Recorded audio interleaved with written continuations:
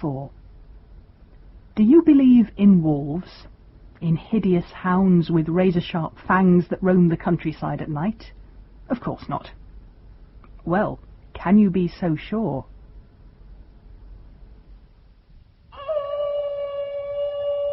We present Vincent Price and Coral Brown in Night of the Wolf, a horror legend of man and beast by Victor Pemberton.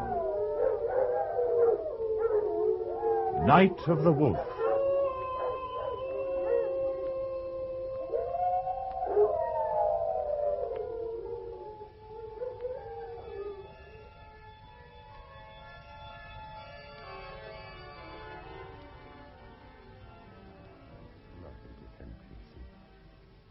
Deliver us from evil, for thine is the kingdom, the power, and the glory, forever and ever. Amen.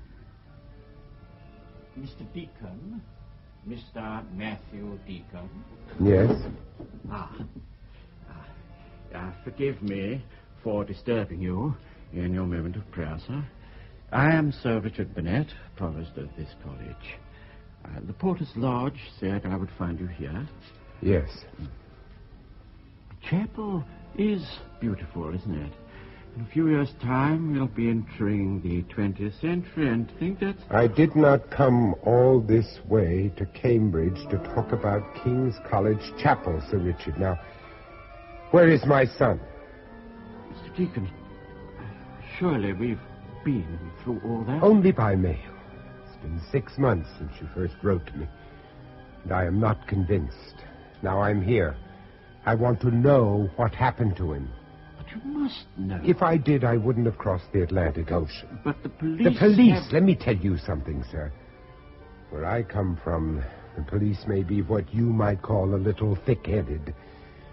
But if they really want to find someone, they don't give up without trying. Your son is dead, Mr. Deacon. He took his own life. I refuse to believe it. I know it is hard to accept. I only accept fact, Sir Richard, fact. There was the note. Then why hasn't the body ever been found? Because no one has known where to look. Mr. Deacon, you're a judge. Now, surely you understand.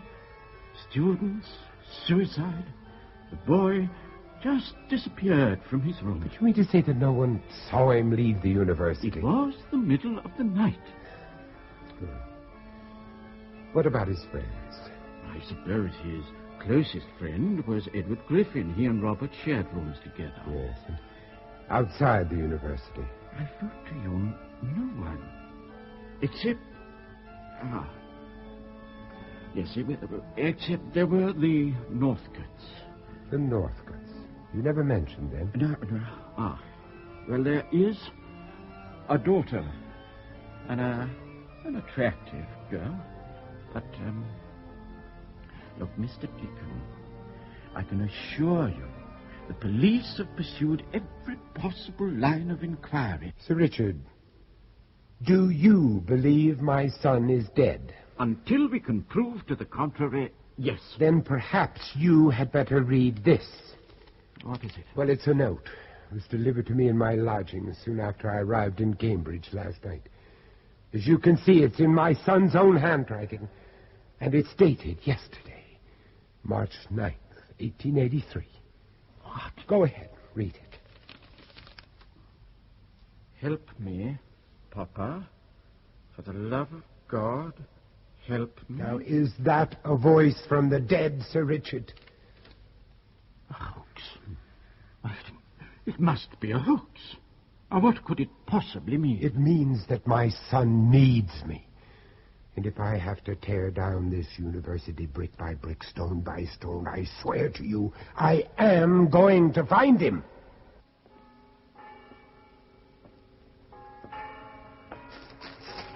Who are you? What do you want? Look, if it's money you're after... I mean you no harm, sir. I'm a friend of your son, Robert. There are things I must tell you, Mr. Deacon. Who are you? My name is Edward Griffin, sir. Griffin. Robert and I were as close as friends could be. Yes. That's why I'm as desperate as you to know what has happened to him. Young man, Are you trying to tell me you have reason to believe that my son is still alive? Alive or dead, sir, I am convinced that Robert would never take his own life. If you know what has happened to my son, Mr. Griffin, then you must tell me everything you know. First, I must have your word that whatever is said between us will not be revealed to any other living person. No, you have my words. But what happened to Robert that night he disappeared? What was he so afraid of? Does the name Dorothy Northcutt mean anything to you? Northcutt, yes, vaguely. Well, Robert was in love with her. She had flaming red hair that falls down to her waist like a scarlet waterfall. And her eyes. She had such a wild look in her eyes. Is it so unusual for a young man to be infatuated with a beautiful girl? Robert's love for Dorothy Northcutt was more than infatuation, Mr. Deacon. It was a need. We first met her at the college May ball. I don't know where she came from or even how she got there. But Robert somehow noticed her the moment she entered the hall. When she saw him, she began to mock him with her eyes. It was as though they had made some kind of contact without the need for words. From then on, Robert saw her practically every day. He became restless and tormented every moment he was parted from her. His whole being seemed to change. He even started to quarrel with me, something he'd never done before. He began to react to me and everyone else around him as some kind of a threat. He was consumed with hate. One night, I decided to follow Robert here to this bridge. From the shadows down there by the river, it was only his reflection I could see, shimmering by moonlight into the water. But there was no mistaking Dorothy's voice. Why, Robert, I do believe you're staring at me. What is it, my dearest? What are you trying to say to me? I can't live my life without you, Dorothy. You're such a part of me now. My past, present, and future. Take me away with you, Dorothy. I beg you to take me away. Don't you understand? I couldn't bear for you to leave me alone.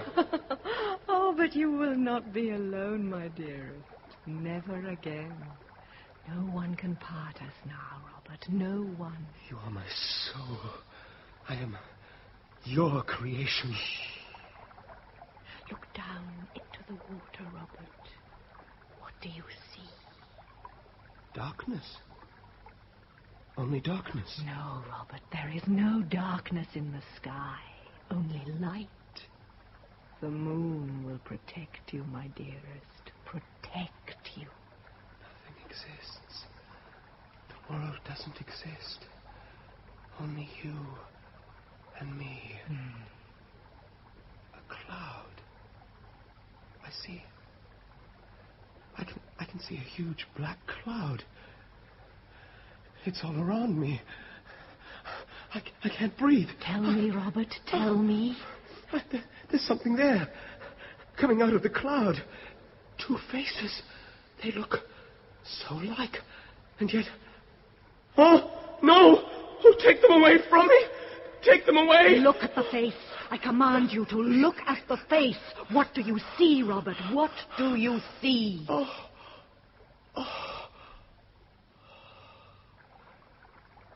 It gives me strength. Your strength.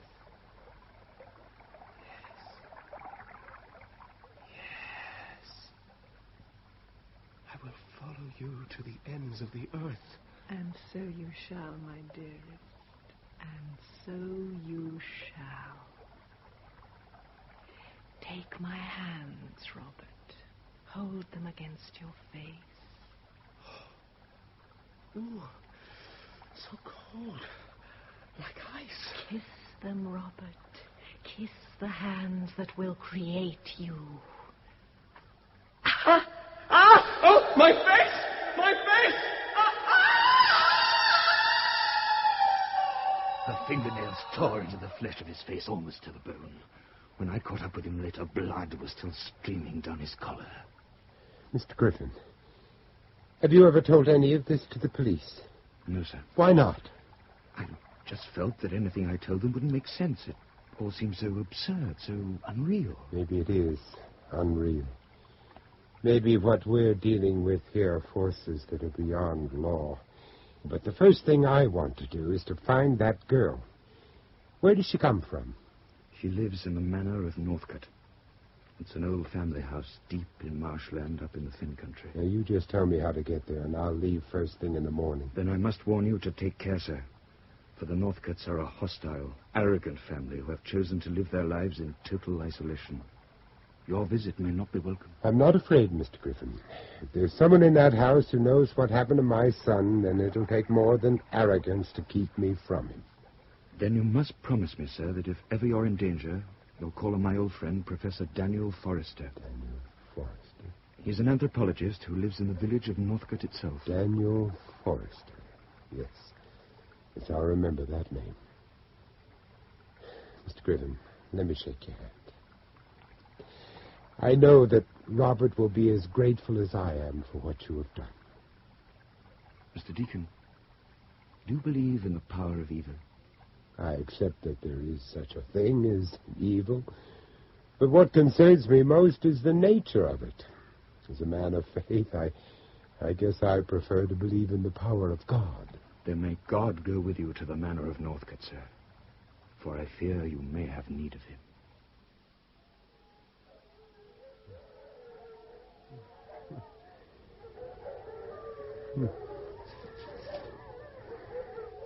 Who's there? Hello? Is anyone there? Where am I? I can't see a thing in this mist. There's so little air. Who's there? Where are you? Where are you? Where are you? Where are you? What? Oh. A hand. Something touched my hand. Help us. Please help us. What? Where are you? Keep away from me. Keep away. I can't see you. Keep away. What was that? What was that? A dog? Dog? Oh, no. It's not a dog. Oh, no. No! Help me, someone! Help me! Leave me alone! Leave me alone! Leave me alone! Leave me alone! Leave me alone! Mr. Deacon. Mr. Matthew Deacon. Who are you? I am Nicholas Northcott. Come to the house, please. My grandmother is expecting you. Why have you come here, Mr. Deacon? No, ma'am, it seems my visit was not entirely unexpected. Oh, not at all. I heard you were staying in the village. It's common knowledge you are trying to find your way out here. I'd like to know why. I'm looking for my son, Mrs. Northcott. Where is he? Your son? I don't understand. I have information that this house is the last place he came to before he disappeared from Cambridge University. Oh, yes, the student boy. The police did come here to make certain inquiries about him, but you are misinformed, sir. I do not know your son. If you'd taken the trouble to write to me in advance, you could have saved yourself a pointless journey. Then perhaps you'll allow me to ask the same question of your granddaughter. Where is she, Mrs. Northcott? Where is Dorothy? Dorothy is not here. She's away visiting a sick relative in France. Are you aware that she is the last person to be seen with Robert? She was my son's constant companion. Mr. Deacon, there are many who would consider my granddaughter to be a somewhat beautiful child. It is not unusual for young men to be attracted to her. These two young people were in love, Mrs. Northcott. In love? Oh, well, Dorothy's been in love many times, but with no one but herself. Oh, you're wasting your time, sir. You have my word that, to my knowledge, your son has never been to this house. Well, then perhaps you will tell me why. On the first day after he disappeared, my son was seen arriving with your granddaughter at the village railroad station. Now, Are you going to let me talk to that girl? Or do I have to find out what I want to know from the village? The villagers despise this family, Mr. Deacon. They have always despised us. And they do anything to blacken our name. I cannot allow you to be subjected to their pernicious gossip. For the time, it's better you stay here. I'll send to the village for your belongings. You're inviting me to stay here in the manor house? Oh, why not? There's nothing to be afraid of, is there? That, ma'am, is what I'm here to find out. Fear is a condition of the mind, Nicholas. I suppose you could call it an emotion. A dread of something you hope will never happen. Now, you take me, for instance. There are a lot of things I fear. Most of all, death. You mean you're afraid to die? Oh, no, but I'm afraid of taking life. That's quite different, you know. Have you ever taken a life, Yes. Mr. Deacon? Yes, Miss Sybil, I'm afraid I have. But then if you believe in justice as I do, you come to realize that there are some crimes that just have to be punished, whatever the cost. You have actually sent men to the gallows? Yes. And you have no conscience about it? Oh, on the contrary, my dreams are plagued by the prospect of taking a life that the good Lord has created. But society has the right to be protected from the powers of evil. I guess it's the same in your country as well as our own. What part of the United States of America do you come from, Mr. Deacon? Pennsylvania, ma'am. Pennsylvania? Yes. Is that a town? No, Miss Sybil. I doubt if you ever heard of my hometown.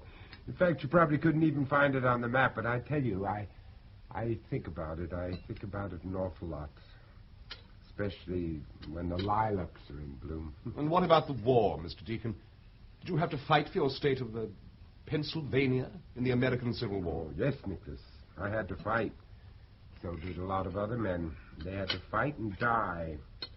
Some of them were not even as old as you, scrubbed faces, half-grown bristles.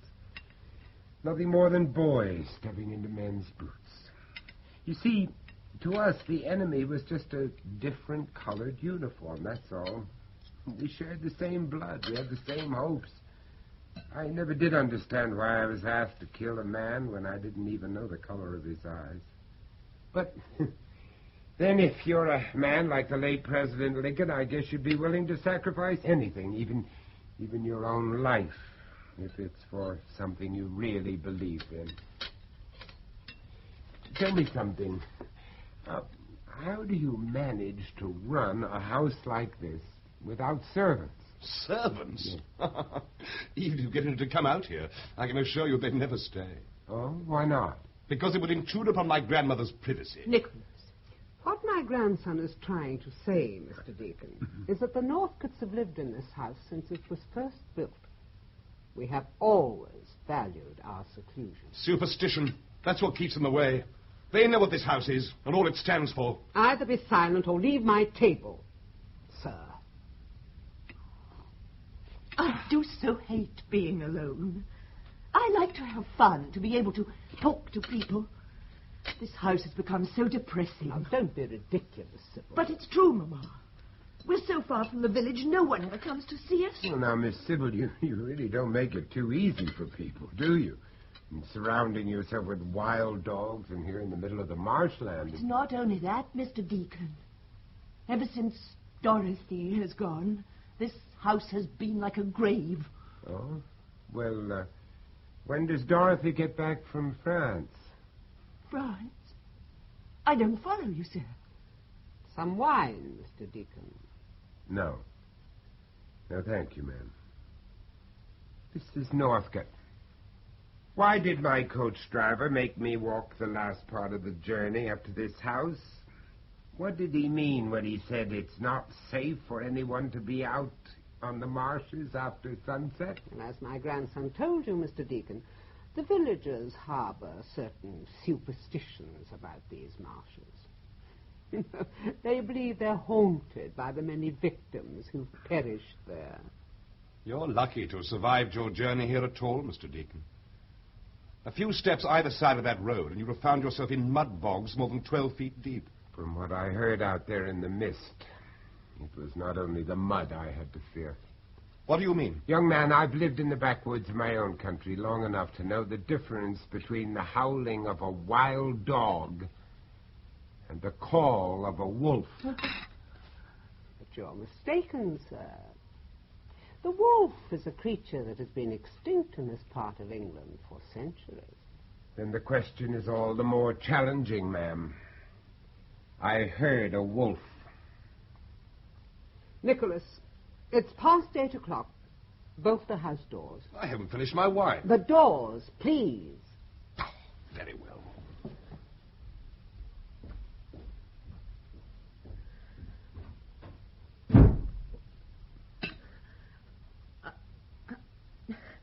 If you'll excuse me, I have things to do in the kitchen. Good night, Mr. Deacon. Oh, good night, Miss Sybil. Mrs. Northcutts, what are you all trying to hide from me? Hide? I don't know what you're talking about. If Robert and Dorothy were seen together, then I want to know where they went. I cannot tell you, because I simply do not know. Dorothy must have talked about the boy. Dorothy never so much as mentioned your son's name to me. We can't even be sure that they ever met. But then why won't you let me ask her for myself? How many times must I tell you, sir? My granddaughter is not here. Sooner or later, you're going to have to accept the fact that your son is dead. Why, even the police have concluded their investigation. Mrs. Northcutts, I refuse to believe that my son is dead. Now, I don't know what went on between these two young people, but I promise you I will never rest until someone tells me the truth. Then I pity you, sir. For in the journey to truth, there can only be pain. Mr. Deacon. Mr. Deacon. Oh, Miss Sybil. Well, isn't it late for you to be up? I had to see you, Mr. Deacon. I had to talk to you. There are so many things you should know. What are you talking about? Dorothy loved him, you know. She really did love your son. So he was here. Miss Sybil, why is your mother trying to keep it from me? No, you mustn't blame her, Mama. She has to be strong to protect us. Now, you listen to me. What has happened to my son? Where is Dorothy? They used to come here, to the long gallery. It was the only place they thought they could be alone. But they were wrong. There are eyes watching us all the time. Listen to everything we say. You came here to tell me something, Sybil. What is it? Dorothy. Yes, where is Dorothy? She is such a beautiful child. Oh, so alive, Mr. Deacon, so alive. Oh, it's cold. Oh, will this house never be warm? Take my jacket. No. But you'll catch a chill. I must go now. No. If Mamma knew I were here No, talking... Miss Sybil, don't go. Not yet. Tell me about this gallery, the portraits around the walls. Who are they? They're my ancestors. Aunts, uncles, cousins, great-grandparents. They're all here. Hold the lamp higher. Do you see how the light brings them to life? Do you see how they mock at us? The most extraordinary collection of paintings that I've ever seen. Their features, they're all identical. The same color hair, the same fixed expression, and yet it's something more. You can almost feel their hostility. And over here, this vast portrait. What kind of a man is this? Oh, do not mock at him, sir. Do not mock at John Northcutt. It is he who first built this house, nearly 300 years ago. A house he has never left. Look at it. The most unnatural, the most grotesque features I've ever seen created by an artist. That long red hair down to his shoulders and the same fixed expression, just like all the others. As though he is staring straight out at us. It is a portrait that was undertaken after the death of John Northcutt. It is the face of a dead man. Oh, no. Why have you blown out the lamp? There is no need for light. The moon. See how the moon strikes down through the window to his eyes. Look closely at the eyes, Mr. Deacon. A wild look. Cold, demanding. And his hands. Look at his hands like claws. He will eat your soul. He will eat your soul. The wolf! Sybil! The next time you disobey my instructions, madam, your door will be locked from the outside. Do you understand? Yes, Mamma. Then go to your room. Yes, Mamma. Don't bother to lie to me anymore, Mrs. Northcutt. My son was here. Your daughter has told me all that I want to know. My daughter has been a widow too long, Mr. Deacon. It has affected her mind. I must ask you to accept whatever she has told you with the contempt it deserves. Good night, sir. March 12th, 1883. Northcutt Manor is a house of dark shadows. Its grey stone walls tower over the marshlands like a monument to the devil himself. Doors are bolted, and there are iron bars at every window. Plates of raw meat are left outside the house to feed the wild dogs who roam in the night. What secrets are they keeping from me? Everywhere I go, I seem to be a prisoner. Every room is alive with whispers, and I feel an atmosphere of such hostility that I now suspect even my own shadow. And yet, there is something more. Is it the cry of the wolf that is trying to tell me that Robert was here? For I feel the boy's presence everywhere, as though he is sitting beside me now as I write. If Robert still exists in living form, which I begin to doubt, then I fear for his sanity. Yes, who is it? Oh, Nicholas. Is anything wrong? I saw the light under your door. I thought you might care to join me in a glass of brandy. Oh, no, thank you. No, I don't drink. Ah, a man of principle. Oh, not at all. No, I just don't like it. I envy you, sir. Alcohol is my only release from this house. Ah, so you keep a diary? Yes, I was just completing my entry for the day. You record everything that's happened to you during the course of a day? And I do my best. Why? Well, I suppose you could say that a man who spends most of his time in a court of law has a need to write down the things that he's, well, likely to forget. I doubt you'll ever forget what you see in Northcott Manor, Mr. Deacon. Don't stare at me like that, sir. Well, I'm sorry.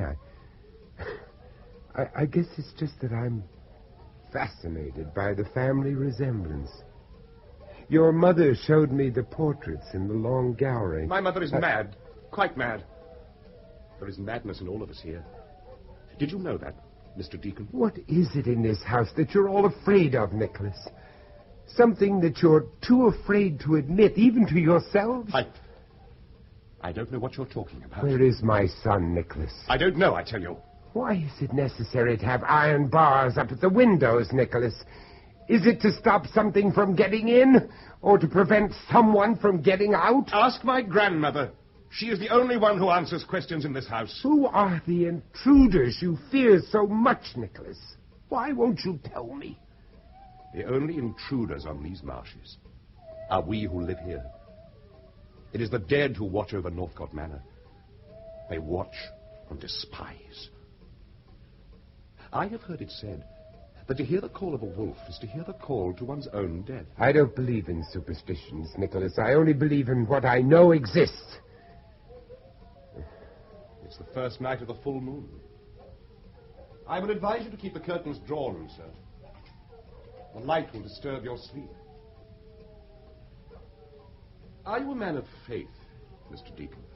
When you get to be my age, you realize faith is one of the things you can't live without.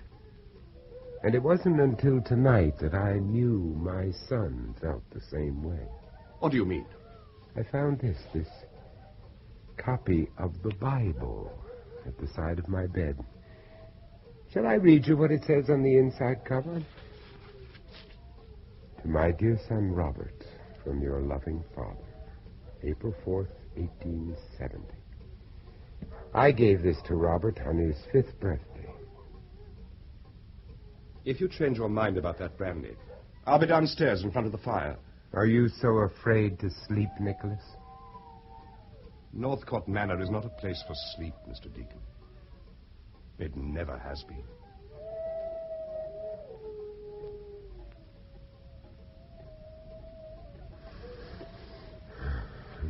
Don't be afraid of light, Robert. Don't ever be afraid. God will protect you. God! Don't talk to me of God. If you want to go to your church, then go, Papa. But as long as I live, I'll never go into such a place again. It's only natural that you should feel the boy's presence so strongly in a place like this. Why, I've often seen him in here alone, kneeling in prayer. The wolf is a creature that has been extinct in this part of England for centuries. He will eat your soul, Mr. Deacon. He will eat your soul. Soul. For the love of God, help me! Robert! Robert!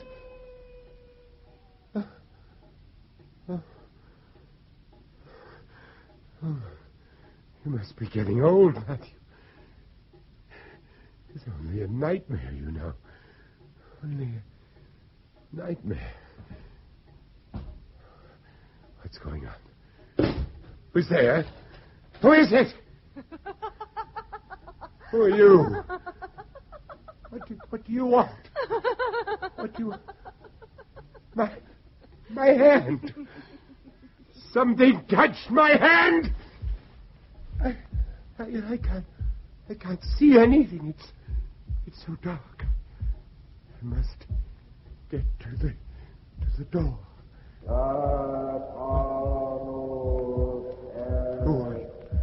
Who are you? What are you? I can't see. What do you want of me? Oh, no. Oh, no. Get away from me. Get away from me! Help my hands! Hands! Digging into my face! Oh, no. No, the door is blocked! Let me out! Somebody let me out! No!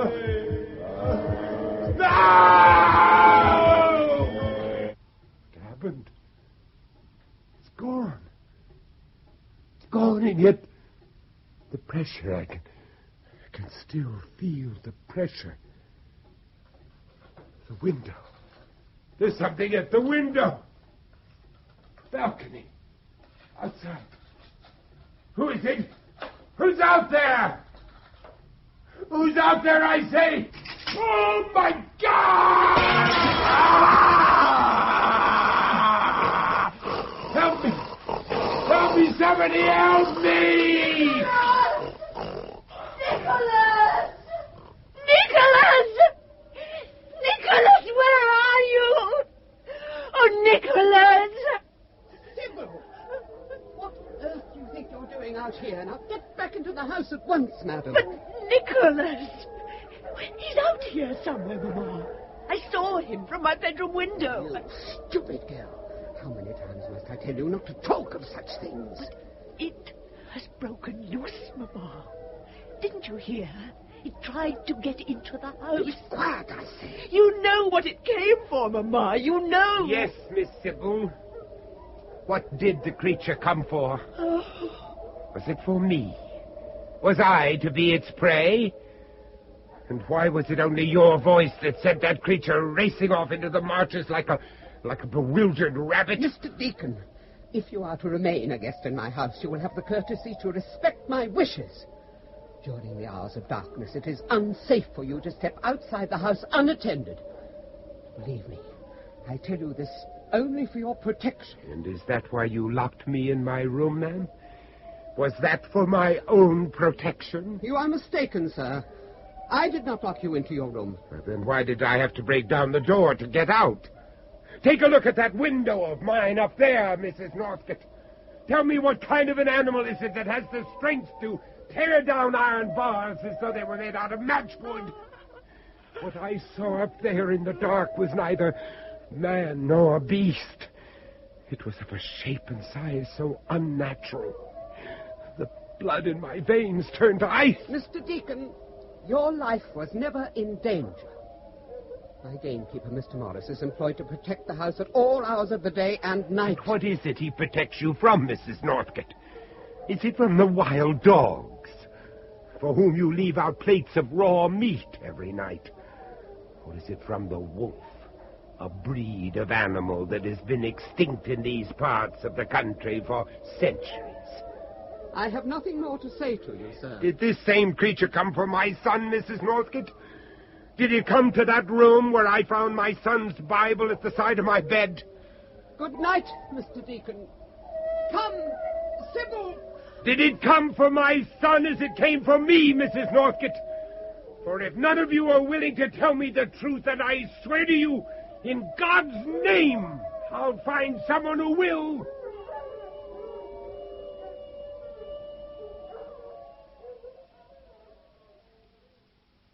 Man into animal. It is a theory that has plagued men of learning for centuries, Mr. Deacon. After all, what is man but an animal? He has paws to walk on his own sense of direction. He lies, cheats, hunts for his food without conscience. And all for one purpose: to survive. Think of the monkey, the baboon, the gorilla. All of them are great ancestors. And yet as we mock at them through the bars of their man-made cage, are we really to believe that we have progressed into the superior beings we are today? No, sir. We are superior only in objective, not in development. Even Mr. Darwin made that abundantly clear in his recent thesis on evolution. Man into animal. Are you offering that as serious scientific theory, Professor Forrester? Well, suppose you tell me what you think it was that tried to break into your room last night. You're trying to tell me that it was some kind of half-human animal?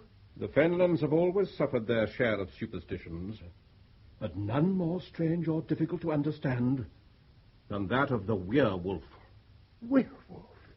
Werewolf here in the middle of the English countryside? Oh, we scientists have invented a respectable word for the study, you know. Lycanthropy. The transformation of man into wolf creature. As you can see by my collection of books here, I've been absorbed in the subject since my student days in anthropology at Cambridge. Now, look, even I know that the origins of lycanthropy are found in the myths and legends of all European folklore. But what you're asking me to believe is that there actually exists a living human being that is capable of physically transforming itself into a wolf. Even scientists have to accept that there are some phenomena which simply defy the laws of nature. I'll show you what I mean on this wall sketch. Oh, now, is that anything like the creature you saw last night? My God, it's incredible. This is no myth or legend, my friend.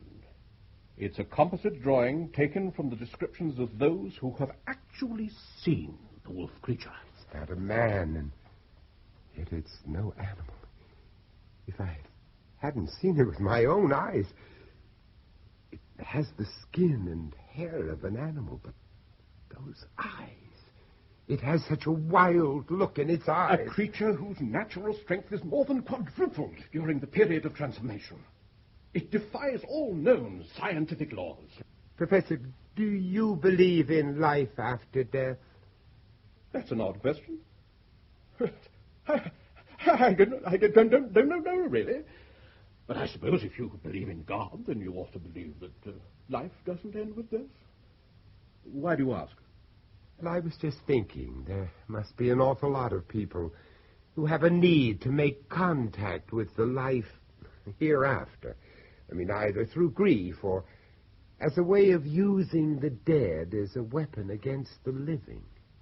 Witchcraft? Witchcraft, black magic, satanic ritual, call it what you will. But believe me, I have seen the effects that all of this can have on the human mind. Ordinary men and women tearing themselves apart because they are indulging in things that they do not understand. You think some kind of bestial witchcraft has been used to create a phenomenon like the werewolf? Man cannot create his own image. Only God can do that. But devil worship can create a madness that will make you deny the existence of your own soul. You know, I once met a Red Indian witch doctor who claimed that he was able to make contact with the devil merely by staring up at the moon all night. The moon? Stare long enough at a full moon, and you can almost hear it. A voice calling in the night. Mr. Deacon, I think you should know the wolf creature is seen only during the hours of a full moon. Professor, when was the existence of this creature first established? There are documents in the village church which suggest that the first victim was struck down on the marshes during the time John Northcutt was building the manor house. That was back in the early part of the 16th century. How much do we know about the first John Northcutt? I mean, what kind of a man was he? Oh, quite a tyrant of his day. The villagers are convinced it was Northcott himself who was cursed into a wolf creature by a band of travelling gypsies who had a grudge against him. We can't prove that, of course. No. But if it were true, if Northcott had somehow been transformed from man into the wolf creature, then it wouldn't be without logic to think of the condition as hereditary. Hereditary? Well, why not? It wouldn't be the first time a disease has been passed down from one generation to another, would it? I mean, think of hemophilia, for instance, or any other disease of the blood. Well, it would certainly tie up with what we know about the family's history of ill fortune. Then, would it mean that there is a werewolf amongst the present generation of Northcutts? Well, why else are they so afraid to tell me what has happened to my son? Mr. Deacon, Matthew, do you still believe that your son is alive? Daniel, until last night I still hoped. But after everything that's happened, I find it hard to believe that I'll ever see Robert again. But I'll not sleep at night until I know how or why Dorothy Northcutt took the boy to that godforsaken house. Until I know why his life had to be sacrificed for something that is just too evil to even think about. Daniel, will you help me?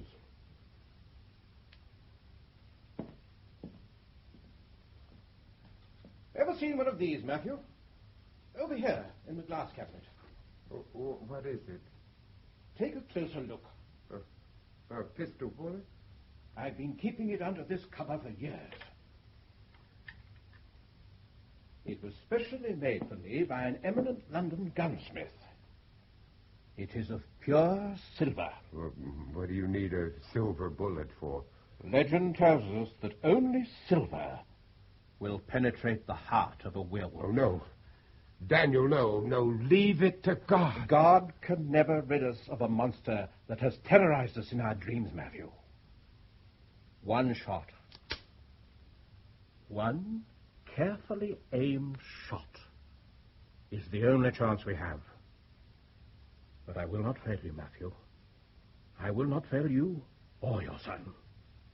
For with God's help, this bullet will end a legend that has to die.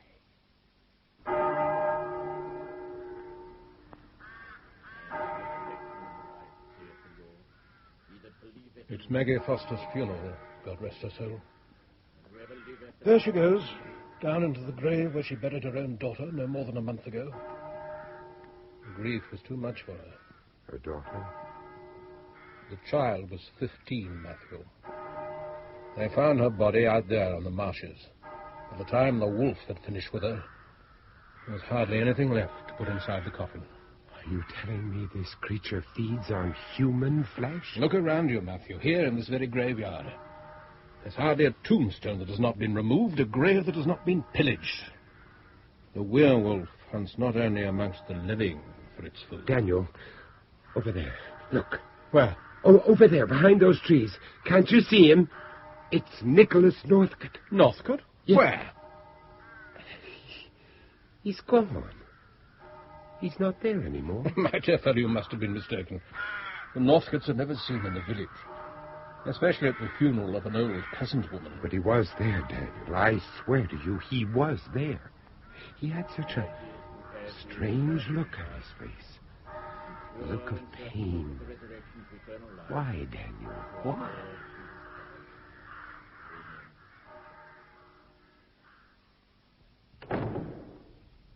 Well, here it is, Matthew. This is our parish church. It dates well back to the early part of the 14th century. Generations of Northcutts are buried in these walls. Why is it so cold? Have you ever known a church that isn't cold? Oh, no, that's not what I mean. I've never been inside a house of God that's so unfriendly. You can feel it the moment you walk through that door. There's nothing ornate about the stonework, no statues, no paintings, no expression of love. Oh, I think you're being a little unfair, old chap. You have to admit there's some rather lovely stained glass up there. Mostly medieval, you know. Yes, and yet, Daniel, that window up there, what is it? Above the altar, you mean? 16th century. Yes. Beautiful, isn't it? It's St. George fighting the devil beast. The devil beast? A half man, half wolf? A werewolf? Come over here, Matthew. I want to show you something. This side of the church is known as the Devil's Walk. To Christians in former ages, it was referred to as the province of Satan. You'll have to stoop down to see the mask. It's buried in the wall. The mask? It's the death mask of John Northcutt. How did he die, Daniel? How did all these Northcutts die? Buried with their secrets into the walls? Did the wolf creature claim all their lives? Who knows? But if a transformation from man into animal is passed down from one generation to the next, it's more likely to manifest itself in a male member of the family. Matthew, what are you staring at? Is anything wrong? The wall. Look, there's something been scratched on the wall at the side of the Northcutts' tomb. Where? There. Oh, yes. Yes, so it has. Looks as though it's in Latin. Satanus est. Satan lives. What could it mean? That girl, she's here. Girl? What girl, Matthew? She's here again. Can't you hear her? Well, you must hear her, Daniel. You must. I can't hear anything. And that smell, the perfume, it's her perfume. My dear, now listen to me. Up there, the window above the altar. Oh, they're here, Daniel. Can't you hear them? Can't you feel the pressure? It's all around us. I can't get out of here. I can't breathe. I can't breathe.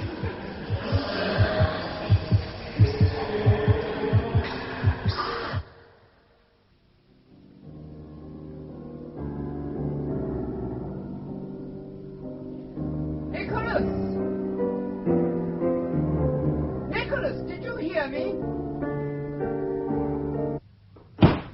How many times do I have to tell you to keep away from the churchyard, from the village, or from any place where a Northcutt is not welcome? Why did you go to the funeral? It's none of your business. You always treat me like a child. Why must I be locked up here like a prisoner in my own home? Because you tell lies, Nicholas. Because, like a child, you cannot tell the truth. Why did you leave the house during the night? Where did you go, sir? If you must know, I went to the lake. What? You stupid, foolish boy. Don't you realize what you could have done? Oh, but it was exhilarating, Grandmama. I was free. I was alone. I took up my clothes and bathed in the ice-cold waters of the lake. But I didn't feel the cold. Oh, no. To me, it was like a hot summer's day. I could feel the warm glow of the moon on my body. It gave me strength. What have you got there? Where did you get that knife? Why? From the kitchen, Grandmama. You've seen it before, haven't you? It's very sharp. I made quite sure of that. Look, I'll show you. Nicholas, blood. My blood is your blood, Grandmama. It's always been like that, hasn't it? But now, I'm strong, and you're weak. I'm not afraid, Nicholas. Do you understand? I am not afraid. Drop the knife. Did you hear what I said? Drop it! Kneel, Nicholas. Now, take the Bible in your hand. No, please don't make me, Grandmama, please. Do as I say.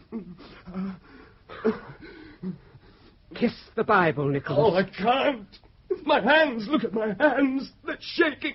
I can't do it. Kiss the Bible, my dear. It's the only way. You know it is. In the name of the Father, the Son, and the Holy Ghost, we repent our sins.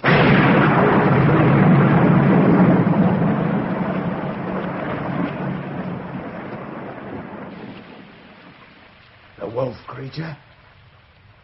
Aye, I've seen it all right. Just thinking about it keeps me awake at night. Well, it's not myself I care about, you understand, sir. But if anything should happen to my Jessie here... Well, I ain't scared of no wolf. If we bolt up good at night, I don't see how no harm can come to us. Mr. Morris, how long have you been working here for the Northcutts? Ever since old Mr. James gave me the job as gamekeeper. These fields used to be full of barley in the old days. I was always out shooting hare. But not no more. Oh, why's that? 'Cause there ain't nothing to shoot at, that's why. Except dogs.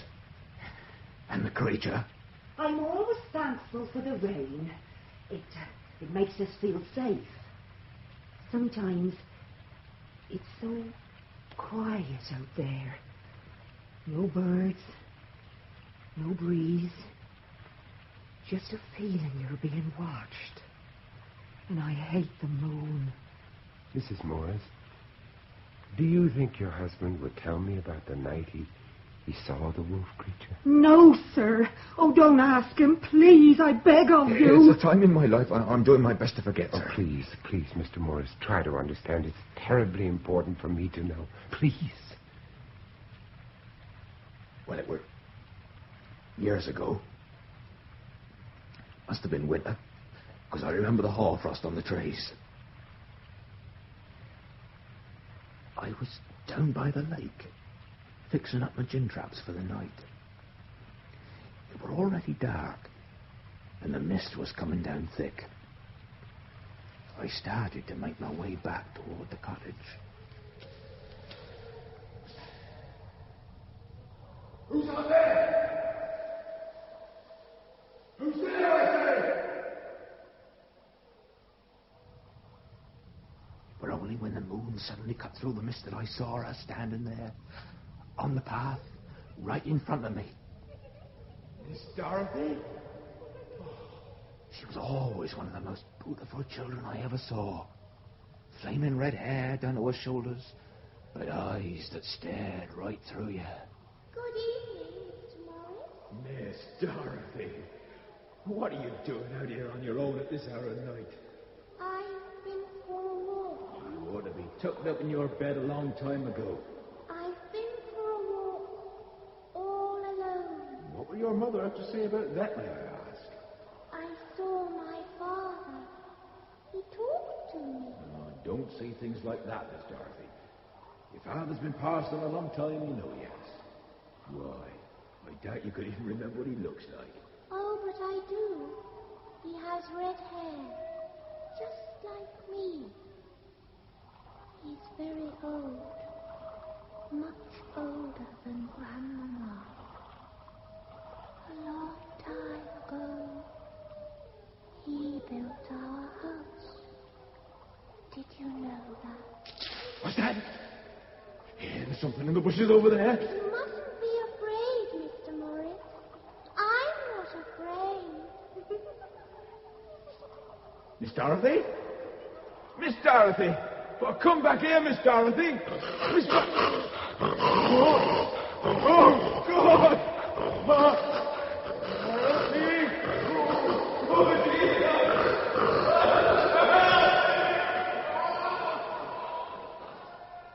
Came me from nowhere. Eyes glaring out of the dark like emeralds. Teeth like rocks. Tarnished with the blood of human flesh. Yeah, streaming out of his neck and hands and feet, the sight of which would freeze the blood of any man. Ted, it's all right, Ted. It's all right. I just ran and ran as fast as I could. I still don't know how I got away, but this isn't one of God's creatures, sir. It's the work of the devil himself. Thank you. Thank you, Mr. Morse. I know how difficult that must have been for you. Please, now, tell me all you know about my son and Dorothy Northcutt. They used to go to the lake. Always to the lake. Yes, go on. Well, just him and her. They used to sit there for hours, staring at their own reflection in the water, as though they had no need for words. But never till the sun went down. Even when she was a child, she could never bear the sun on her precious skin. It stopped raining. Oh, please, Mr. Deacon. Look, you ought to be going now. It wouldn't be wise to stay out after dark. Mr. Morse, if you want these marshlands to be a safe place for you and your wife to live in, if you want to be able to breathe God's fresh air without the constant fear of things unknown, then you must tell me what has happened to my son. Is he alive? Or is he dead? Matthew, the police knew we were desecrating a private grave in the middle of the night. Daniel, you don't imagine I like the idea myself, do you? But if what Morris told me is true, if the Northcutts have buried Robert here... If Robert is here, then what's the use of exhuming his body? It'll only bring you torment for the rest of your life. No, you're wrong, Daniel. If the boy is here, then at least I'll know that my search has come to an end. All I can do then is to leave him to rest in peace. Peace? What peace is there for any man when he's not safe, even in his own grave? You know, Daniel, the only thing I regret is that I never did enough for that boy of mine. I paid for his education, his food, his clothes. But perhaps when he needed me most, the judge was just too busy listening to other people's problems. He forgot that he had some of his own. It's a full moon again tonight. The light is picking out the gravestones all around us. Even the dogs are quiet. Daniel, we're there. I've hit the top of the coffin. Oh, dear God, what have we done? Quick, give me the lamp. Yes, it's just as I thought. No nameplate. Matthew, what are you doing now? I'm going to force, or try and force the lid open if I can just get the tip of the shovel in far enough. Hurry, Matthew, hurry. Yes, it's coming, it's coming. Matthew! The wolf! Can't you hear it? It's creeping into the grave somewhere. That smell. Matthew! We've got to get away from here. The wolf, Matthew! The wolf! What is that smell? Perfume. Oh! It isn't Robert. This is not my son. Who is it, Daniel? Who is it? It's her, Matthew. It's Dorothy Northcutt. Or what the wolf has left of her.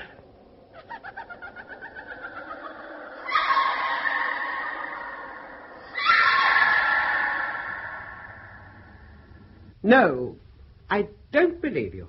I refuse to believe. Why didn't you tell me? Why didn't you tell me that your own granddaughter was buried in that coffin with barely enough flesh left on her bones to feed the worms? Sacrilege. You've committed sacrilege, Mr. Deacon, and God will punish you. But he has punished me, Mrs. Northcott. He's punished all of us. Look at this house, everything about it. Where is God's light? Where is the pure air he gave us to breathe? Why do the dead thrive here and not the living? I did not ask you to come to this house, Mr. Deacon. You came of your own accord. How long has she been dead, Mrs. Northcott? Was my son with her when the wolf attacked? Stop this. Stop it, I say. Mrs. Northcott, I want to know. Mr. Deacon, may I remind you that I am not obliged to answer your questions. This is not a court of law. I do not stand accused before you. Where is my son? What dark, nameless pit have you thrown his remains into? Your son is dead, sir. Are you not man enough to accept the truth? If he is dead, ma'am, then it's not only truth I'm looking for, but justice. Justice? There's never any justice in this world, only sacrifice. And I have sacrificed a great deal in my lifetime, both as a wife and a mother. And as long as I live, I shall never be anything more than a prisoner in this house. Mrs. Northcott, I don't know what happened between your granddaughter and my son, but somehow they seem to have created some kind of bond that I don't even pretend to understand. But from what I've felt since I came into this house, I can only believe that their relationship was a manifestation of the devil himself. The devil? What is the devil, Mr. Deacon? Is it some kind of a demon with horns on its head and a pointed tail? Or is it that creature out there which haunts our lives every night of the full moon? Or do you believe, as I do, that the devil is a corruption of our souls, an invasion of our hopes? How many years have I lived in this house without peace? How many years have I had to stand aside and watch those marshes out there claim all that I love most? My husband, my son, and even my own granddaughter. Each night I ask the Almighty to end my suffering, and each night it is only He who gives me the strength to go on. For that, Mr. Deacon, is what I must do. As long as I live, I will resist this devil. I will resist it until the curse that has plagued my family throughout its long history is broken. Forever.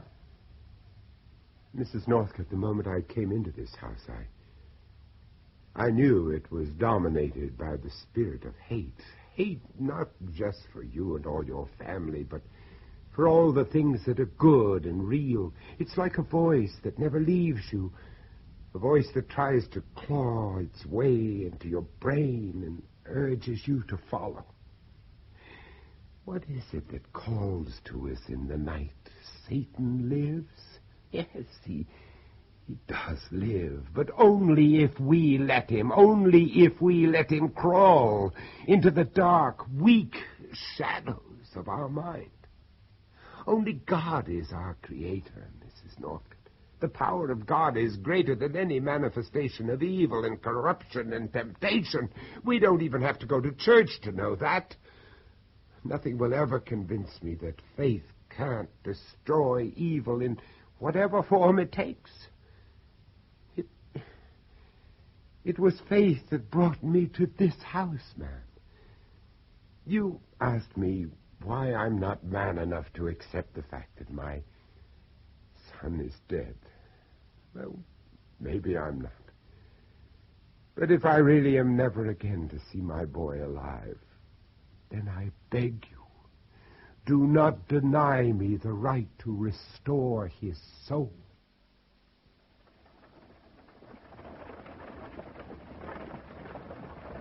Oh, there. Oh, now.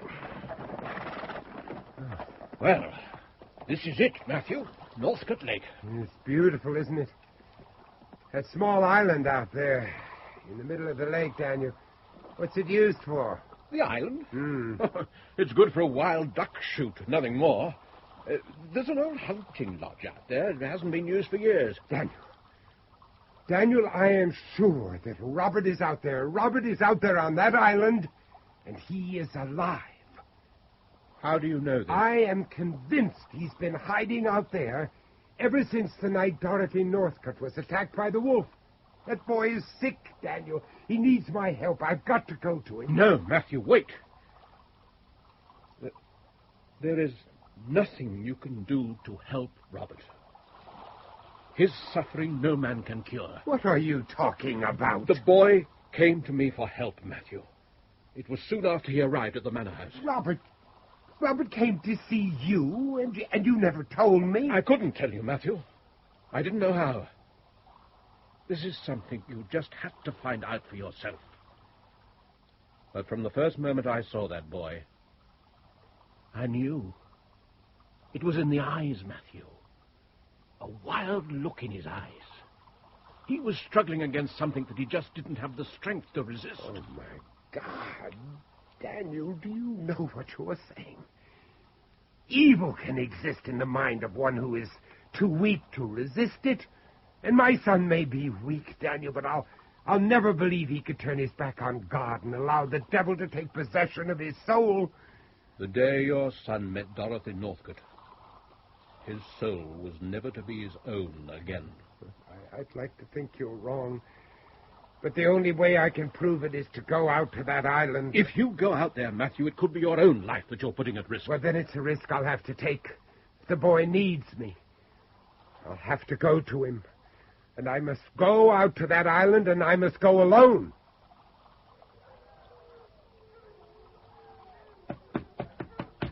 Robert? Robert? Robert, are you in there? Oh, please, son, if you're in there, open the door. It's locked. Wait a minute. It's bolted on the outside.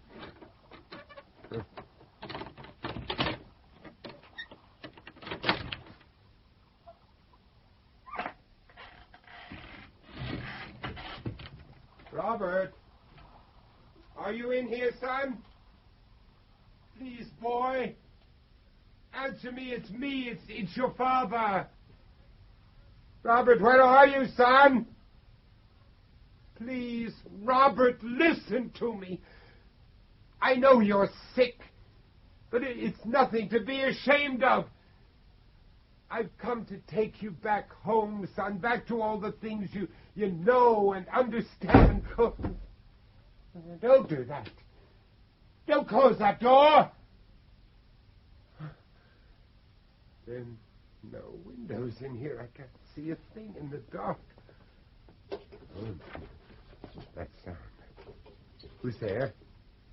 Who's there? Robert? Robert, is that you? Robert, where are you? There's another room.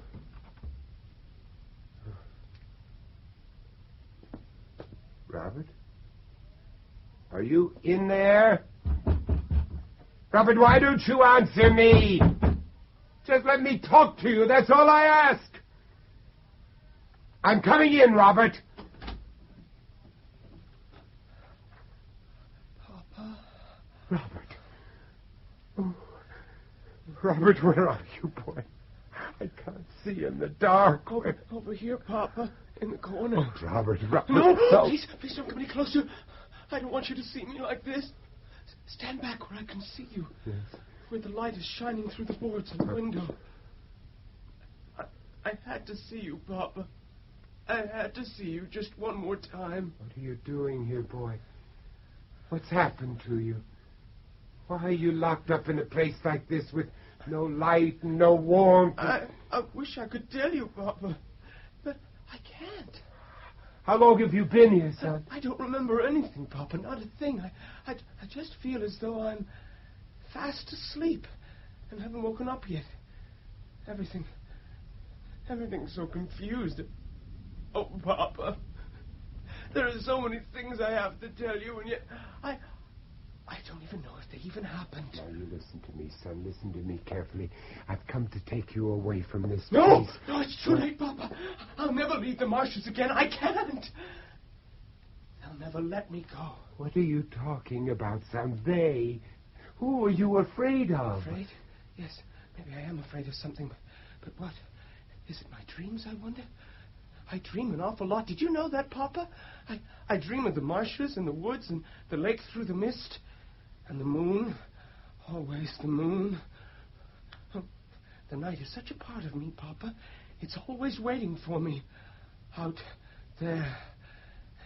And yet, when I wake up, it's you I see, Papa. You and Mother and all the things I always thought were such a part of me. But what's happening to me, Papa? I don't understand who or what I am anymore. What are you doing? Papa, what are you doing? There. You need some light in here, my boy. Only God's light will draw you out of the shadow. No, it's too late. Too late. No. My eyes. No. Take the sun away from my eyes. Oh, my God. Look at you. Look at your face. You're just skin and bone. You've got to get away from here, Papa. Do you hear me? You've got to get away. No, son. I'll never leave you alone. Never again. You don't understand, Papa. The sun. Once that sun goes down... Matthew! What? Matthew, are you all right? There's someone out there. What have you done to me, Papa? Have you betrayed me? Now, you listen to me, son. I beg you to listen to me. God can make you well again, Robert. I promise you. All I ask you to do is to come with me to the church. No. Look, I brought this for you. It's your Bible, son. Do you remember? I gave it to you when you were a little boy. No, keep it away from me. Keep it away. Please, let's pray together, Robert, like we used to when we were all together as a family, you and me and your mother. It's too late, Papa.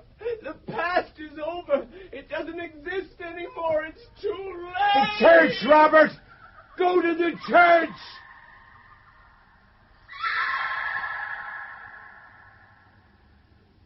You're a fool. Don't you realize what you've done? By setting that boy free, you've made the world unsafe for all of us. Nothing you have said has convinced me that the boy I saw out there on that island is capable of killing anything. But he has killed. He will do so again. Don't you understand? From the first night you arrived here, it was your own son who tried to break into your room. Oh, no. Do you think I enjoyed locking him up every full moon? It was not just for our protection, but for his own. You had that boy caged up like an animal. No boats can contain the fury of the devil. You talk to me of the devil's fury. Well, let me tell you something. You need go no further than the village church to know what devil has thrived on the blood of its generations. The same devil that has urged your own grandson to the edge of madness. No! Do you think I haven't seen Nicholas out there in the mist at night, staring up at the moon, as though it was some kind of a voice calling to him from out the night? Nicholas was saved from damnation only by my sacrifice. God protected him through me. The devil created a monster in his own image from your family, Mrs. Northcutt. Yes, but not Nicholas. It was through Dorothy. Can't you understand Your that? granddaughter is dead. She's dead. For Dorothy, there can be no salvation. The devil claimed her soul from the day she was born. There was nothing I could do to save her. What are you saying? Mr. Deacon, throughout the Northcutt generations, it was impossible for the devil creature to reveal itself in the female line. In the women, the seed of evil could only remain dormant until the time when it could be passed on to the male sex. A husband, a son, or a lover. In order to save your grandson, you sacrificed my son. But don't you understand? Dorothy had no choice. She was compelled to pass it on. I don't believe you. And I will prove that my son is not this monster that has been created from your family. Then for your sake, I pray to God that you are proved right, sir. For it is only he who will forgive you if blood is shed this night.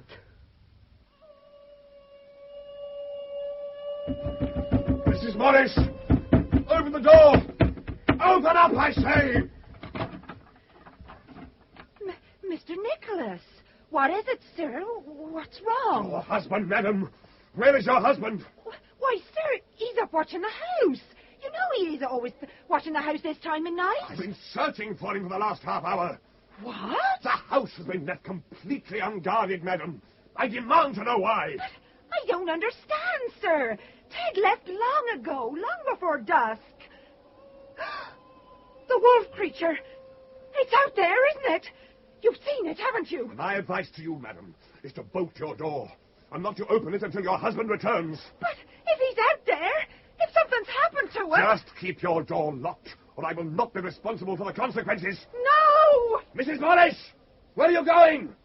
Come back here! If something's happened to him, I've got to be with him! No! Don't be a fool, woman! Don't go out to those marshes on your own! Come back, do you hear? Come back!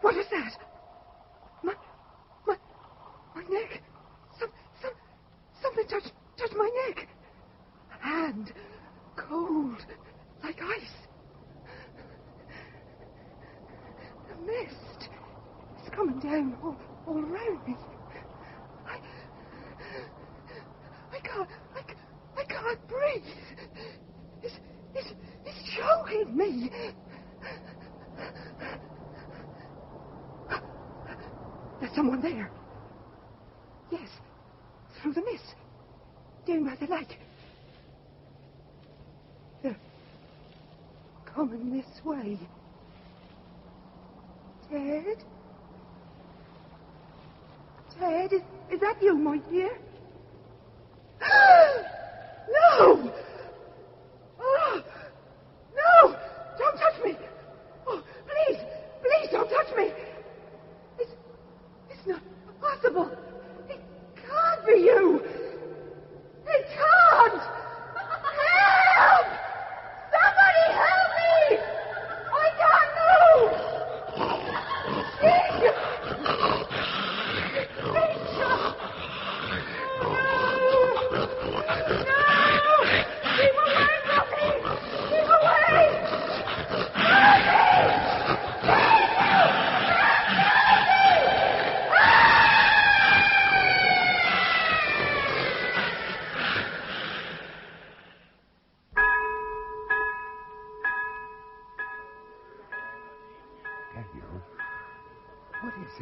What's going on?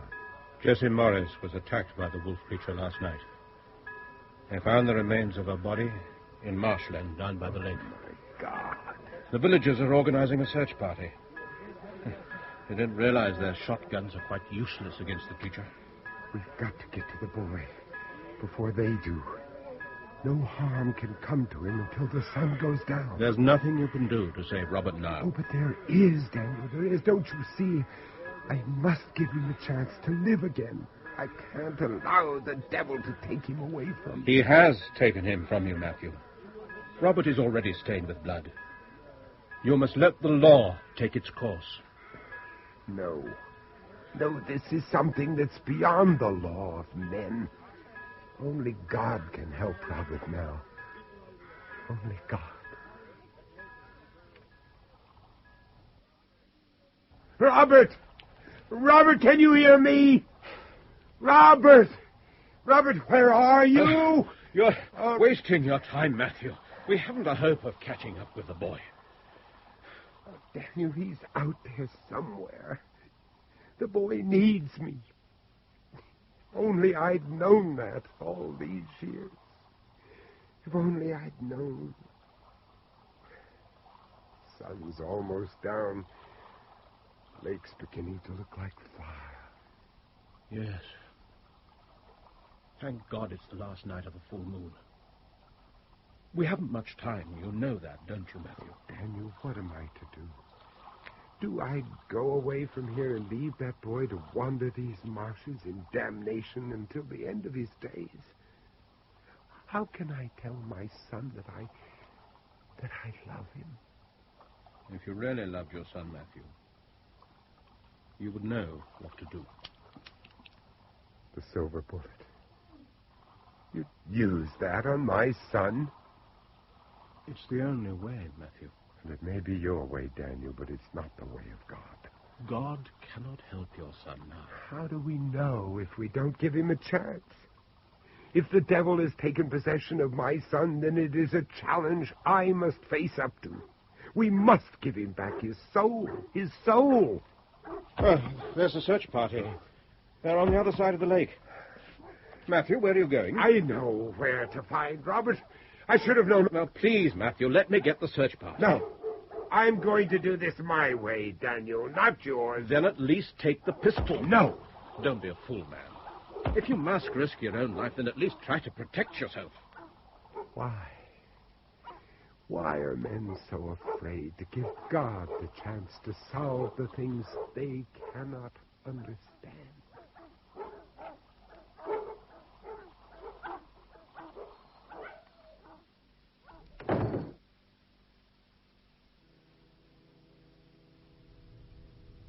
Robert? Robert, are you here, son? Robert, where are you, boy? Papa? Robert.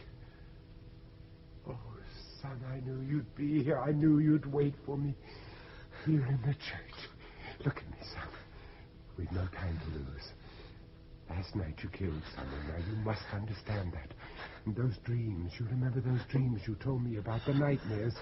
Well, somewhere in the dark shadows of your mind, something is telling you to kill, Robert. To kill for the sake of killing. And that's wrong, isn't it? That isn't it, boy? We both know it's wrong because that's what I've always tried to teach you, what God has always tried to teach us all. You have to resist evil, Robert. You have to resist it in every way you know how. No, don't turn away. Look at me, son, and listen. From now on, you must allow only my words to enter those shadows.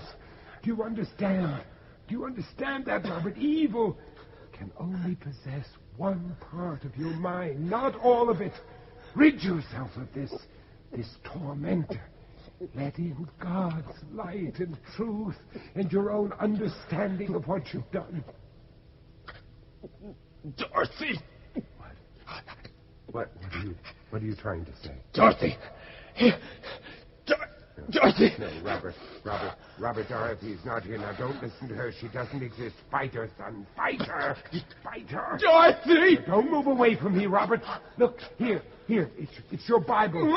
I've brought it so that we can pray together like we used to. No! There's nothing to be afraid of, Robert. Not here. Not in God's house. No, don't turn away. Don't look at that window. The devil beast is in that window. It's only you and me now, son. You and me. Dorothy! Smell. The perfume. Now, hold on to me, Robert. Do as I say. Take hold of my hands. They're like ice. My hands, Robert. You're hurting them. My hands, Robert. You're breaking my hands. Dorothy! No. I hear you! No, Robert. Don't look up at that stained glass. Don't look up at that devil's window. Moon. The moon is lighting up the whole church. Get out of the moonlight, Robert. Keep away from the shadow of that window. It's the devil, Robert. The shadow of the devil creature. Oh, my soul, Dorothy! Your creation! No, Robert, resist the devil. Don't look at the moon.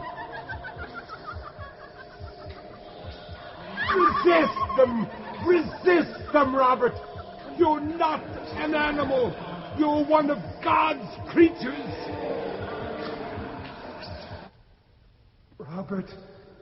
Robert, where are you?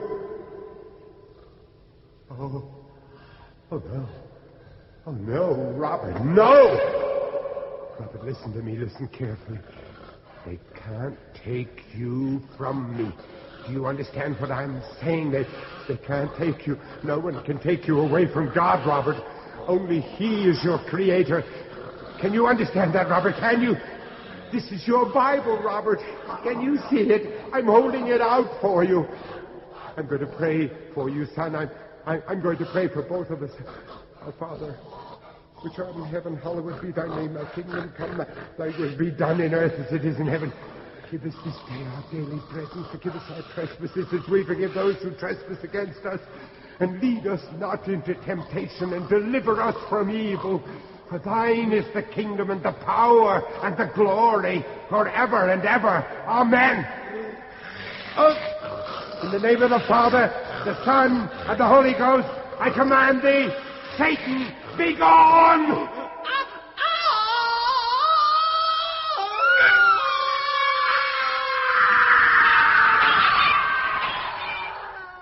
The window! Turn back, Matthew! No. Daniel, no!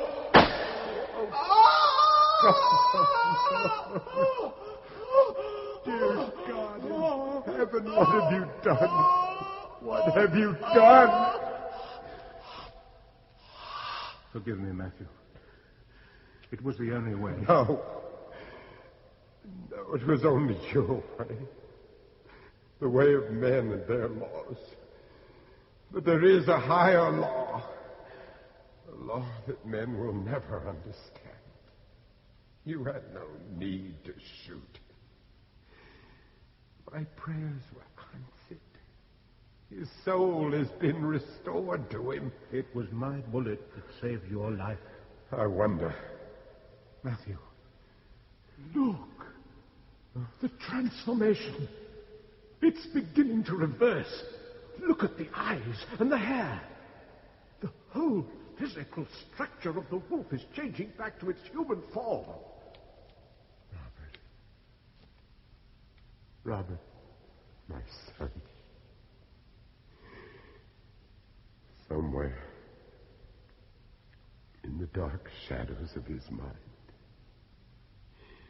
he heard me. He heard the words of the Lord. And he understood.